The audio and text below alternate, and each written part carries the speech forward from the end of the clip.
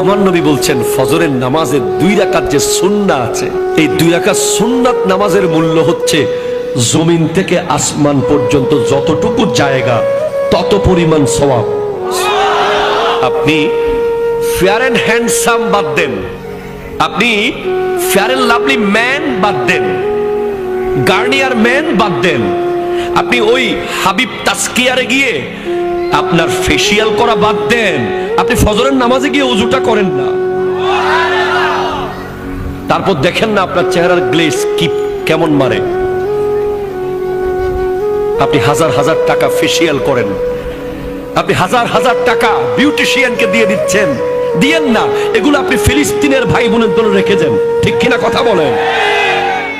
আপনি লক্ষ লক্ষ টাকা বিউটিশিয়ানকে দেওয়ার দরকার নাই। আপনি 5 ওয়াক্ত 5 বার ওযু করেন না, আপনার চেহারা দেখলেই শত্রু কাবু হয়ে যাবে, ঠিক কিনা কথা বলেন? আমি কোনো বিউটি পার্লারের বিরুদ্ধে মানুষ না ভাই। বিউটি পার্লার, বিউটিশিয়ান যারা কাজ করে, এটা একটা প্রফেশন। তবে হ্যাঁ,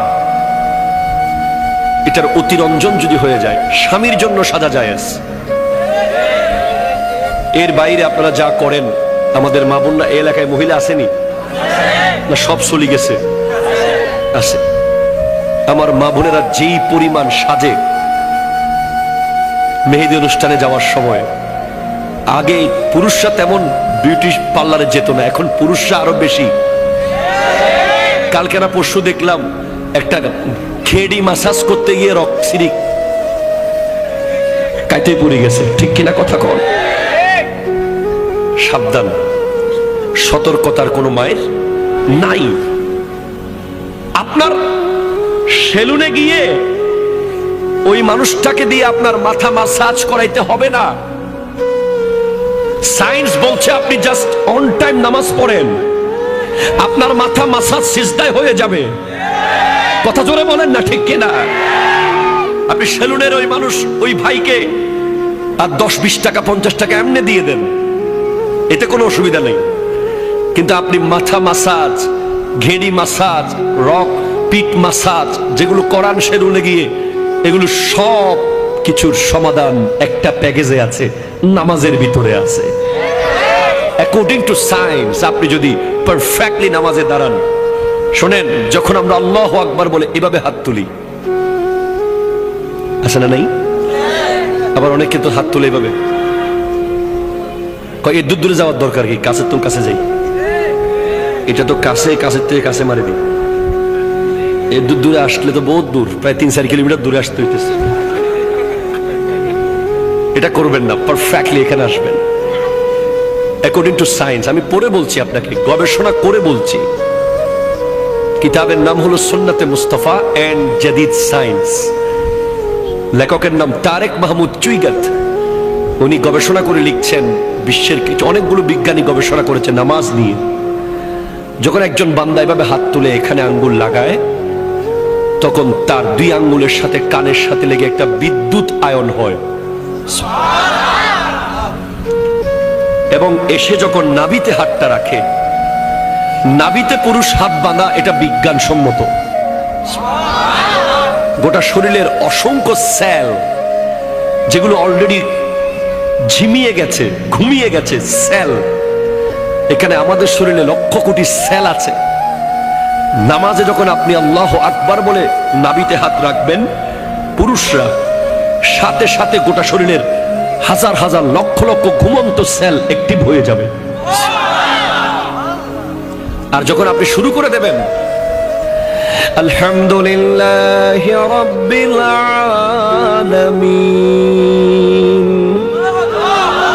আর রহমানির রহিম মালিকি ইয়াউমিদ্দিন ইয়্যাকা না'বুদু ওয়া ইয়্যাকা নাস্তাঈন ইহদিনাস সিরাতাল মুস্তাকিম সিরাতাল লাযীনা আন'আমতা আলাইহিম গায়রিল মাগদুবি আলাইহিম ওয়ালাদ-দাল্লিন।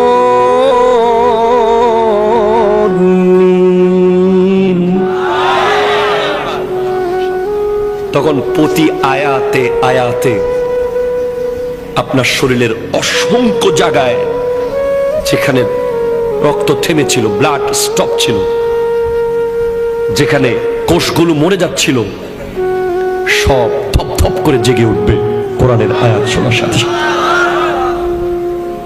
এজন্য যে সমস্ত মা বোনেরা নামাজ পড়ে ওদের সন্তান, আর যে সমস্ত মা বোনেরা নামাজ পড়ে না ওদের সন্তান, দুই সন্তানের মধ্যে আকাশ আর পাতাল বেশ কম থাকবে। আচরণে, ভদ্রতায়, নম্রতায়, ধৈর্যতে, সবকিছুতে পার্থক্য থাকবে।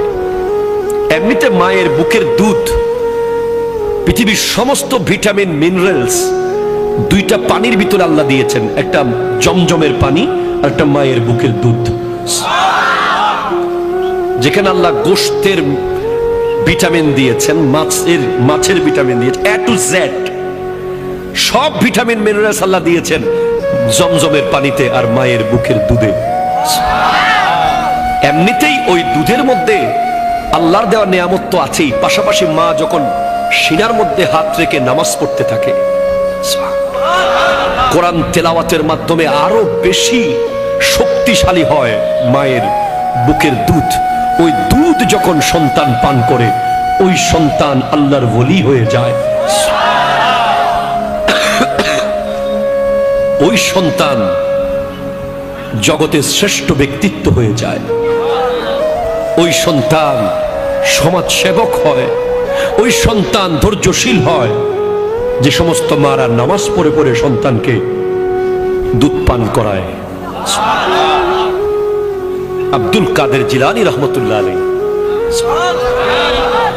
ওনার মা ওনাকে পেটে রাখা অবস্থায় সব সময় কোরআন তিলাওয়াত করতেন, দুনিয়াতে আসার পরেও কোরআন তিলাওয়াত করতেন বলে আব্দুল কাদের জিলানী রহমতুল্লাহ আলাইহির একটা স্পেশালিটি হলো উনি মায়ের পেটে সেহেরি খেয়েছেন, দুনিয়াতে এসে ইফতার করেছেন।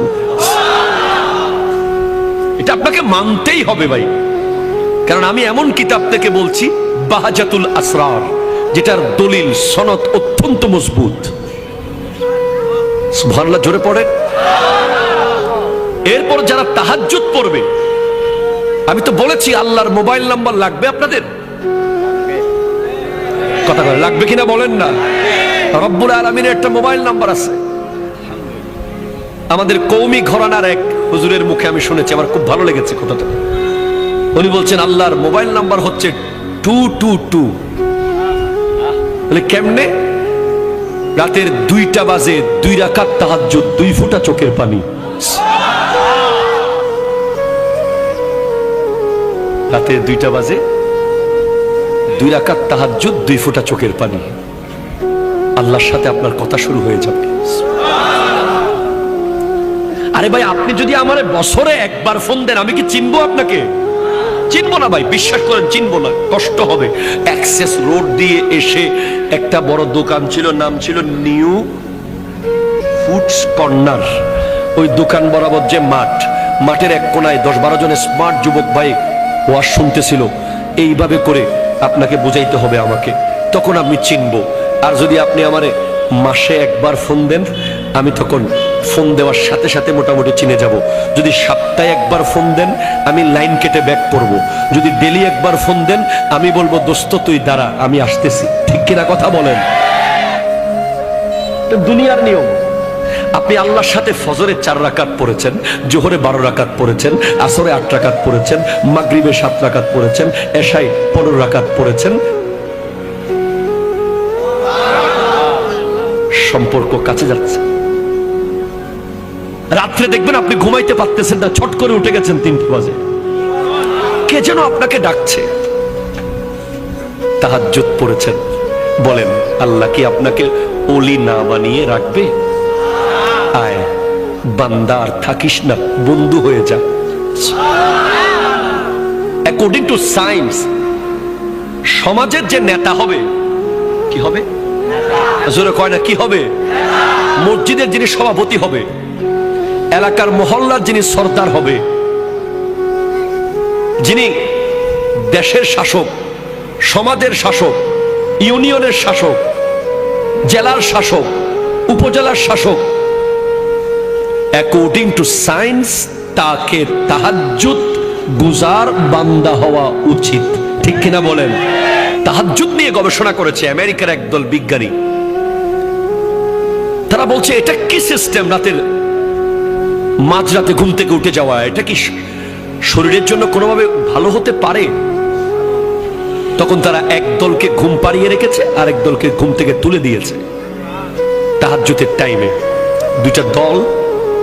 পরে দেখা গেছে যারা তাহাজ্জুদের টাইমে ঘুম থেকে উঠে যায় তাদের ডিসিশন নেওয়ার ক্ষমতা সবচেয়ে বেশি অ্যাপ্রোপ্রিয়েট হয়। আমার নবী 63 বছর জিন্দেগিতে আমাদের 63,000 বছরের কাজ করে গেছেন। ঠিক কিনা বলেন না? কেমনে পারলেন? হ্যাঁ, উনি নবী, ওনাকে আল্লাহ ক্ষমতা দিয়েছেন, কিন্তু আমার নবীজির জন্য তাহাজ্জুদ ফরজ ছিল। একটা মানুষ যখন তাহাজ্জুদ পড়বে সে কোনোদিন লাইফে রং ডিসিশন নিতে পারবে না। তার ব্যবসা লস হয়ে যাবে, সে সুইসাইড করবে না। হাজারো মেয়ে তাকে ছেড়ে চলে যাবে, সে হাত কেটে ফেলবে না। কথা বলেন ঠিক কিনা? তার সম্পদ নষ্ট হবে, সন্তান মারা যাবে, তার লাইফে যতই ঝড় আসুক, তাহাজ্জুদের মজা একবার যে পেয়েছে। সমাজে যে সিদ্ধান্ত নেওয়ার মিটিং হলে 100 জন তাহাজ্জুদ ছাড়া নামাজ যে সিদ্ধান্ত নেবে ব্যক্তি, আর একজন তাহাজ্জুদ পড়ে নেওয়ালা ব্যক্তির সিদ্ধান্ত ওই 100 জনের চেয়ে বেশি নিখুঁত হবে। আমাদের সমাজে এখন লিডার যারা হয় তারা তো তাহাজ্জুদ তো দূরের কথা, কথা কয় না। ঠিক কিনা? কথা কয় না। এজন্য নেতৃত্বে যারা থাকবে তাদের তাহাজ্জুদ পড়া দরকার, যাতে তারা সিদ্ধান্ত দেওয়ার সময় জনগণের কল্যাণে, দেশের কল্যাণে, সমাজের কল্যাণে সিদ্ধান্ত দিতে পারে। ঠিক কিনা? কথা বলেন। নামাজ আপনি পড়ছেন না, আপনি নামাজ পড়ছেন না, আমি অবাক হয়ে যাচ্ছি। আপনি নামাজ কেমনে পড়ছেন না? আপনি কি জানেন না একটা সিজদা না করার অপরাধে কি শাস্তি পেয়েছে শয়তান? কয়টা সিজদা? জোরে কোন কয়টা? তাও আল্লাহকে না, আল্লাহর নবী আদম আলাইহিস সালামকে একটা সিজদা করে নাই, অহংকার করেছে, বিনিময়ে জান্নাত থেকে আল্লাহ বের করে দিয়েছে তাকে। কিয়ামত পর্যন্ত লানত প্রাপ্ত শয়তান পৃথিবীর এমন কোন জায়গা নাই যেখানে সে সিজদা করে নাই আল্লাহকে। কিন্তু আল্লাহর কথা মতো একটা সিজদা না করার অপরাধে যদি সে এমন শাস্তির শিকার হয়, আপনি তো জানেন না প্রতিদিন 17 রাকাত হচ্ছে ফরজ নামাজ, 17 দুগুণ 34টা সিজদা। এগুলো কাকে করতে বলা হচ্ছে? আল্লাহ নিজেকে করতে বলছেন। হাইয়া আলাস সালাহ, হাইয়া আলাল ফালাহ। হ্যাঁ বলছে, হ্যাঁ বলছে, আজকেও বলেছে। হ্যাঁ, আজকে 17ই নভেম্বর অনেক ব্যবসায়ী এখানে আছে। ওই ওষুধের দোকানে যিনি ব্যবসা করেছেন ভালো করেছেন, কুলিং কর্নারে যিনি ব্যবসা করেছেন ভালো করেছেন, অনেকেই ব্যবসা করেছেন ভালো করেছেন। তবে আরেক দল ব্যবসায়ী এখানে আছে যারা আল্লাহর সাথে ব্যবসা করেছে, 17ই নভেম্বর ফুল লাভবান হয়েছে, এক বিন্দু লস করে নাই। ফজর পড়েছে, জোহর পড়েছে, আসর পড়েছে, মাগরিব পড়েছে, এশা পড়েছে, নফল পড়েছে, সুন্নাহ পড়েছে, আখিরাতের লাগেজে অনেক কিছু প্রবেশ করিয়েছে। আর যারা শেষ করে দিয়েছে, পড়ে নাই, খোদা কি কসম, কিয়ামতের আগে আর কোনোদিন আজকের 17ই নভেম্বর ফেরত আসবে না। যুবক ফেরত আনতে পারবা না আজকের ফজরের নামাজ, আর কোনোদিন ফেরত আনতে পারবা না। সারা জিন্দেগি সিজদা করলেও আজকের ফজরের নামাজের অন টাইম পড়ার যে নিয়ামত, এটা তুমি আর কোনোদিন পাবা না, কোনোদিন পাবা না। নবীজির সাহাবারা যদি একক নামাজ জামাত ছুটে যেত, আরে সিদ্দিক আকবর যখন নামাজে দাঁড়াতেন, পাখি এসে বসে পাখি বিশ্রাম করে চলে যেত। পাখি কনফিউজ হয়ে যেত, উনি কি মানুষ না গাছ? সিদ্দিক আকবর রাদিয়াল্লাহু তাআলা আনহু একদিন মন খারাপ করেছে, মন খারাপ। আমার নবী জিজ্ঞেস করছেন, আবু বকর তোমার মন খারাপ কেন? বলে তোমার তো প্রথম তাকবীর মনে হয় ছুটে গেছে নামাজে। সিদ্দিক আকবরের জীবনে কোনো রেকর্ড নাই যে ইমামের পিছে উনি প্রথম তাকবীর ছেড়েছেন, এমন কোনো রেকর্ড নাই। কখনো গিয়ে রুকুতে গেছেন জামাতে, কখনো সিজদাতে, এমন রেকর্ড নাই। ওনার লাইফে প্রত্যেকটা নামাজ উনি ইমামের সাথে সাথেই নামাজের নিয়ত করেছেন। বলে ইয়া রাসূলুল্লাহ, আমার 40টা ওঠ হারিয়ে গেছে, কিন্তু নবী আমার কাছে নামাজের প্রথম তাকবীরের মূল্য হলো গোটা পৃথিবী পরিমাণ ওট যদি আমাকে মালিক বানিয়ে দেয়া হয়। আমাকে যদি কেউ বলে তুমি নামাজে 1 মিনিট পরে যাও, 1 মিনিট পর, 1 মিনিট পরে গেলে তোমার সমস্ত ওটগুলো বেঁচে থাকবে, আর 1 মিনিট আগে নামাজে গেলে তোমার ওটগুলো সব তুমি হারিয়ে ফেলবে।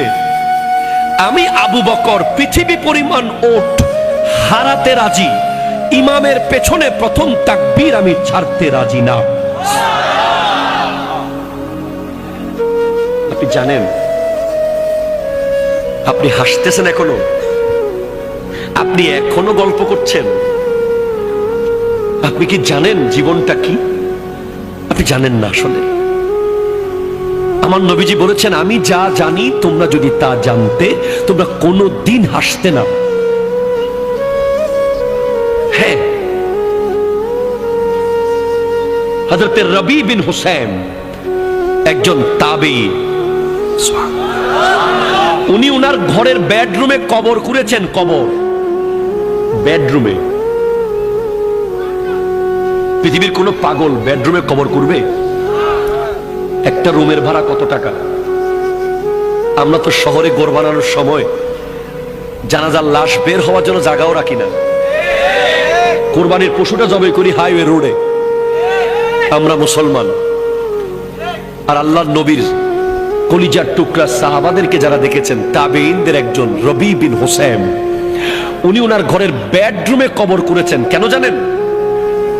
এই শুনেন, 1 মিনিটের জন্য কখনো যদি আল্লাহর ধ্যান থেকে ওনার মন দুনিয়ার দিকে আসতো, উনি সাথে সাথে ওই কবরে ঢুকে যেতেন। ঢুকে গিয়ে উপরে দরজা বন্ধ করে দিতেন, বন্ধ করে ঘন্টার পর ঘন্টা কবরে শুয়ে শুয়ে কান্না করতেন। যখন মনে হতো যে আল্লাহ বোধহয় এবার মাফ করেছে, কি উনি সুদ খান নাই, ঘুষ খান নাই, জুলুম করেন নাই, মিথ্যা বলেন নাই, গীবত করেন নাই, শুধু 1 মিনিটের জন্য দুনিয়ার দিকে মন গেছে, উনি কবরে ঢুকে গেছেন। ওনাকে জিজ্ঞেস করা হয়েছে, তোমাকে এরকম আখিরাতের প্রতি ভয়, কে কে তোমাকে এমন আখিরাত মুখী করলো? উনি বলছেন, কামারের দোকান। আমি রবি যখন কামারের দোকানের পাশ দিয়ে যাচ্ছিলাম, আমি দেখছিলাম বড় বড় লোহার কদ্দা আগুনে গলে যাচ্ছে। তখন আমি ভাবলাম, লোহা যদি দুনিয়ার আগুনে জ্বলে পুড়ে গলে যায়, আমার হাতের চামড়া তো অনেক নরম, আমি জাহান্নামের আগুনে কিভাবে জ্বলব? আপনি কি জাহান্নামের আগুন সম্পর্কে জানেন? হাদিসে পাকে আছে, জাহান্নামের আগুন 3000 বছর ধরে জ্বলছে। 3 ঘন্টা আগুন লাগলে এখানে সব ছাই হয়ে যাবে। কন্টিনিউ 3 ঘন্টা যদি আগুন কন্টিনিউ থাকে, আর জাহান্নামের আগুন 3000 বছর ধরে জ্বলছে, কিয়ামতের মাঠে জাহান্নামের আগুন দৌড় মারবে। জাহান্নাম চিৎকার করবে, আল্লাহ আমার খানা দাও, বেনামাজিদেরকে দাও। গাই, জাহান্নামে একটা গর্ত আছে, গাই গাই, ওই গর্তের নাম গাইয়ুন। ওই গর্ত বেনামাজিদের দিকে দৌড় দেবে, দৌড় দেবে। 70,000 ফেরেশতা শিকল দিয়ে ধরে রাখবে ওই জাহান্নামকে টেনে। তখন জাহান্নাম ঠান্ডা হবে একটা জিনিস দিয়ে, সেটা হচ্ছে নামাজি বান্দাদের চোখের পানি। যারা নামাজ শেষে মোনাজাতে চোখের পানি ফেলে, ওই পানিগুলো যদিও টাইলসে পড়ে যায় মনে করেন না, ওগুলো আল্লাহ রিজার্ভ ফান্ডে রেখে দেয়। ওই পানিগুলো এভাবে জাহান্নামকে ছিটিয়ে দেওয়া হবে। জাহান্নাম মুহূর্তের মধ্যে ঠান্ডা হয়ে যাবে। নামাজের কত মূল্য হলে হযরতে ফাতেমাতুজ জাহরা রাদিয়াল্লাহু তাআলা আনহা, আমার নবীজির কন্যা, একটা সিজদা করতেন তাহাজ্জুদের, ফজর হয়ে যেত। উনি আল্লাহর কাছে শুধু চাইতেন, আল্লাহ একটা লম্বা রাত আমাকে দিও, আমি একটু মন ভরে তোমাকে সিজদা করব। নামাজের কত মূল্য হলে ইমাম হোসেন রাদিয়াল্লাহু তাআলা তলোয়ারের নিচে নামাজ পড়েছেন, আর 10 মিনিট পরে নামাজ পড়লে উনি সমস্ত ইয়াজিদ বাহিনীকে কেটে ফেলতে পারতেন। কিন্তু না, যেই তলোয়ার গাজর মূলার মতো কাটতেছিল ইয়াজিদীদেরকে, সেই তলোয়ার হঠাৎ থেমে গেল মসজিদের আজানে। উনি নামাজে দাঁড়িয়ে গেছেন। কবর ডেকে ডেকে বলছে আমাদেরকে, কবর ডেকে ডেকে বলছেন, কবরস্থানে গিয়ে একটু শুনেন না। আল্লাহ আমাদেরকে সেটা শোনার ক্ষমতা দেয়নি বলে আমরা শুনতে পারতেছি না কবরের আওয়াজ, কিন্তু আমার নবী শুনেছেন, আমাদেরকে বলেছেন কবর প্রতিদিন 10টা বাক্য বলে বলে ডাকে। তার মধ্যে 1 নম্বর, তাসআ আলা যাহরি ওয়া মাসিরুকা ফি বাতানি, আমার পিঠের উপরে দৌড়াদৌড়ি করতেছিস তোরা, এত অহংকার। আমি কবরের পিঠের উপরে এত ভাবসাব তোর, কিসের এত অহংকার তোর? ওয়া মাসিরুকা ফি বাতানি, কালকে আমার পেটে তুই আসবি, কালকে, ঠিক কিনা কথা বলেন না? কালকে আসবি আমার পেটে তুই, কবর বলছে। 2, ওয়াত্তাসআ আলা যাহরি ওয়া তুআজ্জাবা ফি বাতানি, আমার পিঠের উপরে গুনাহ করছিস, আমার পেটে তোকে আসতে হবে। কবর বলছে ওয়াতানদিমু আলা যাহরি, আমার পিঠের উপরে হাসি ঠাট্টা মজাক করছিস, ওয়াতাবকি ফি বাতানি, আমার পেটে তোকে কাঁদতে হবে। হ্যাঁ, জি, না না না, মুসলমানের ছেলেকে আল্লাহ হাসতে বানায় নাই। মুসলমানের ছেলে এক লাইন অযথা কথা বলতে পারে না। কোরআন বলেছে ডাক্তার সফল বলেনি, কোরআন ইঞ্জিনিয়ার সফল কোরআন বলেনি, পলিটিশিয়ান সফল কোরআন বলেনি, ব্যারিস্টার সফল কোরআন বলেনি। কোরআন বলছে কাদ আফলাহাল মুমিনুন, মুমিনরাই সফল, মুমিনরাই সফল, মুমিনরাই সফল, ঠিক কিনা বলেন না?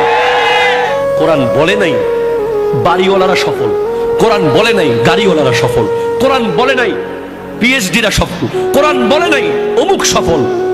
কোরআন বলেছে কাদ আফলাহাল মুমিনুন, মুমিনরাই সফল। মুমিন কে? কে মুমিন? আল্লাযীনা হুম ফি সালাতিহিম খাশিউন, যারা হৃদয় দিয়ে নামাজ পড়ে, যারা কলিজা দিয়ে নামাজ পড়ে, নামাজে গেলে দুনিয়ার কথা যারা ভুলে যায়। ওয়াল্লাযীনা হুম আনিল লাগযি মুরিদুন, যারা এক লাইন অযথা কথা বলে না। ওয়াল্লাযীনা হুম লিযাকাতি ফাইলুন, যারা জাস্ট টাইম যাকাত দিয়ে দেয়। ওয়াল্লাযীনা হুম লিফুরুজিহিম হাফিজুন, যারা লজ্জাস্থানকে হেফাজত করে। জীবনের মহামূল্যবান সময় চলে গেছে, মুসলমানের ছেলেরা যেন নামাজ পড়তে না পারে এজন্য সমস্ত রকমের আয়োজন করে রেখেছে ইহুদি খ্রিস্টানরা, ঠিক কিনা কথা বলেন?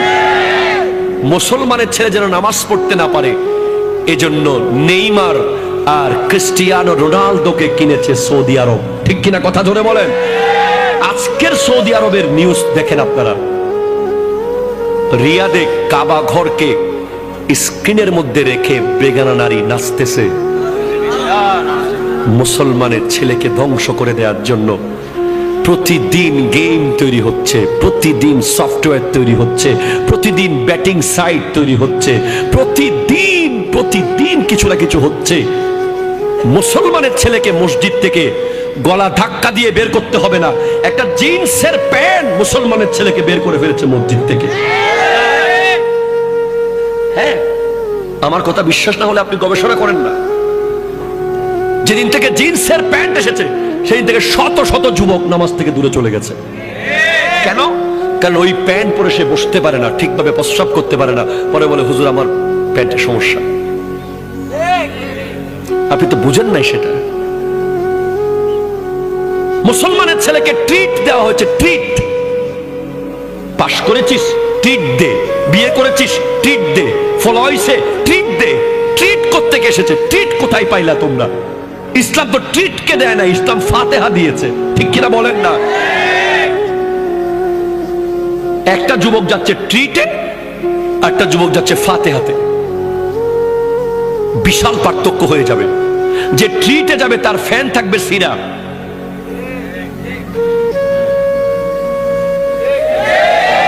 টাকা দিয়ে ছেঁড়া প্যান্ট মুসলমানের ছেলেরা কিনেছে, লজ্জা লেগেছে, লজ্জা, ঠিক কিনা কথা বলেন? মাথা হেট হয়ে গেছে, টাকা দিয়ে মুসলমানের ছেলে যখন ছেঁড়া প্যান্ট কিনে কিনে পরে। আমি নিজে ধোকা খেয়েছি একবার, এভাবে ধরে রাখছি আমার এক আত্মীয়কে হাত দিয়ে। সে বলছে কিভাবে ধরে রাখছেন? তোমার প্যান্ট ছিঁড়ে গেছে, তাড়াতাড়ি যাও, বাসায় গিয়ে চেঞ্জ করে আসো। বলে না না না, এটা তো ফ্যাশন। কি করবেন বলেন? আজকে মুসলমানের ছেলের দরকার ছিল ফিলিস্তিনে গিয়ে যুদ্ধ করার, ঠিক কিনা কথা বলেন? আজকে দরকার ছিল সালাউদ্দিন আইয়ুবীর উত্তরসূরি হয়ে ওই ভারতে আমার নবীর বিরুদ্ধে যখন কথা বলেছে, ওই হিন্দু পুরোহিত মুসলমান যুবকরা সব মুম্বাইয়ে একসাথে হয়েছে। সেদিন সাংবাদিক জিজ্ঞেস করেছিল, আপকা ঘর कैसे चल रहा है, आपका संसार कैसे चल रहा है, आपका बाल बच्चा कैसे चल रहा है, आप सब तो मुंबई में आ गया। তখন এক মুসলমান যুবক বলেছিল, भाई नबी के आगे कोई बिजनेस नहीं है, नबी के आगे कोई माँ बाप नहीं है, नबी के आगे कोई बच्चा नहीं है, नबी हमारा जान से भी प्यारा है। মোবাইলের চার্জ চলে গেলে যতটুকু টেনশন আপনি করেন, নামাজ ছেড়ে দিলে ততটুকু টেনশন করেন না কেন? কথা বলেন ঠিক কিনা? ফেসবুক লক হয়ে গেলে আপনার টেনশনে খাবার দাবার বন্ধ হয়ে যায়। আপনি আবার নবীর সামনে দাঁড়াতে পারবেন? আপনি আল্লাহর সামনে কেমনে দাঁড়াবেন? আল্লাহ তো আপনার পক্ষে গিয়ে ফেরেশতাদের বিরুদ্ধে গিয়েছিল। আল্লাহ বলছেন, ইন্নী জাইলুন ফিল আরদি খলিফা, আমি জমিনে আমার খলিফা বানাবো, মানুষ বানাবো। ফেরেশতারা বলছে, আতাজালু ফিহা মান ইউফসিদু ফিহা ওয়া ইয়াসফিকু দিমা, আপনি কাদেরকে বানাবেন? যারা জমিনে গিয়ে মারামারি কাটাকাটি করবে তাদেরকে? আল্লাহ বলছেন, না, ইন্নী আ'লামু মা লা তা'লামুন, আমি যা জানি তোমরা তা জানো না। তো আজকের দিনে আপনি যদি বেহায়াপনা করেন, আপনি রং তামাশা করেন, আপনি ইহুদিদের মতো যদি চুল কাটেন, কথা জোরে বলেন ঠিক কিনা? চুলের এদিকে ঘষা মারা, এদিকে আগা মারা, ওইদিকে মাথা মেরে দেওয়া, আনারস কাট, এগুলো মুসলমানের চুল নয়, এগুলো ইহুদিদের চুল। কথা বলেন ঠিক কিনা? হাত তুলে বলেন ঠিক কিনা বলেন। আপনি আগে মাথার চুল ঠিক করেন, তারপর ফিলিস্তিনের পক্ষে কথা বলেন। আপনার আপাদে মস্তক আপনি চেক করেন, ইহুদিদের কি কি আপনার ভিতরে ঢুকে গেছে। আপনি যে নেইমার আর মেসিকে নিয়ে শত শত দিন বন্ধুর সাথে তর্ক করেছেন, সেই নেইমার আজকে কোথায়? সৌদি আরবে। আপনার আমার ফিলিস্তিনের ভাই বোনদের টাকা, আপনার আমার টাকা, তেলের টাকা, আল্লাহর দেওয়া টাকা, সেই টাকা আজকে নেইমারকে 5 স্টার হোটেলে রেখে সৌদি আরবকে ফুটবল শেখানো হচ্ছে। বিনিময়ে কি পেলাম? ফুটবলের মধ্যে এখন কালিমা। আপনি ইন্টারনেটে সার্চ করেন, মেড ইন চায়না ফুটবল বানাচ্ছে, শত শত বল যেখানে সৌদি আরবের পতাকা লাগানো আছে, লা ইলাহা ইল্লাল্লাহ মুহাম্মাদুর রাসূলুল্লাহ। ফুটবল তো আপনি জানেন লাঠির জিনিস, ঠিক কিনা? আর তর্ক করবেন আপনি? আপনি যেভাবে বন্ধু নিয়ে চিপস, কোক, স্প্রাইট, চনাচুর নিয়ে যেভাবে বিশাল এলইডি টিভিতে ফুটবল কোপা আমেরিকার ফাইনাল দেখতে বসেছিলেন, সেভাবে যদি একবার নিজের ঘরে কোরআন তেলাওয়াত করতে বসতেন, আপনি ওলি আল্লাহ হয়ে যেতেন, ঠিক কিনা? কথা বলেন। বসেন নাই, বসেন নাই। আপনাকে আল্লাহ বলবে, শেষ কথা, আমার শেষ কথা। আল্লাহ বলবে, তুই ঢাকা যাওয়ার সময় 3 ঘন্টার ভিতরে সব প্রস্তুতি নিতে পেরেছিস, গামছা, লুঙ্গি, ব্রাশ, টুথপেস্ট, টিকেট সব 3 ঘন্টায় রেডি। তুই দুবাই যাওয়ার সময় 3 দিনে সব প্রস্তুতি নিয়েছিস। আর আমি আল্লাহর সামনে আসার জন্য তোকে 90 বছর টাইম দিয়েছিলাম, তোকে 70 বছর টাইম দিয়েছিলাম। তোকে 50 বছর টাইম দিয়েছিলাম, কই তুই এত অগোছালো কেন? কোথায় তোর আমলনামার এই হাল কেন? বাস এই প্রশ্নের উত্তর যেন দিতে পারেন আল্লাহর সামনে। আল্লাহ পাক আমাদেরকে কবুল করুন।